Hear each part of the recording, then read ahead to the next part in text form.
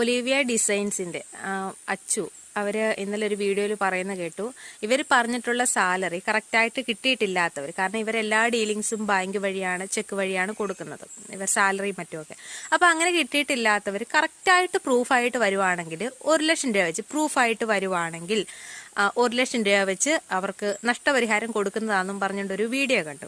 അപ്പോൾ ഈ കഴിഞ്ഞ കുറച്ച് ദിവസങ്ങളായിട്ട് വരുന്ന ഇങ്ങനെ ഞങ്ങൾക്കിങ്ങനെ കിട്ടിയിട്ടില്ല എന്നൊക്കെ പറഞ്ഞ് വരുന്ന കുട്ടികളുടെയൊക്കെ വീഡിയോസിൻ്റെ ഒക്കെ അടിയിൽ കമൻസ് കാണുന്നത്, അവർ ഇത്ര രൂപ ചെക്കിൽ കൊടുക്കും, ചെക്കിൽ ഇത്ര രൂപ എഴുതി അവർക്ക് സാലറി കൊടുക്കും. പക്ഷെങ്കിൽ ഇപ്പോൾ ഒരു എക്സാമ്പിൾ 20,000 രൂപ സാലറി കൊടുക്കുവാണെങ്കിൽ, പക്ഷെങ്കിൽ ഇവരിത് തിരിച്ച് റിട്ടേൺ വാങ്ങിക്കുന്നത് 20,000 രൂപ ഇവർക്ക് കിട്ടി, അതിൽ 10,000 രൂപ ഇവർ കയ്യിലോട്ടാണ് വാങ്ങിക്കുന്നത്. മനസ്സിലായി? റിട്ടേൺ വാങ്ങിക്കുന്നത് കയ്യിലേക്കാണ്.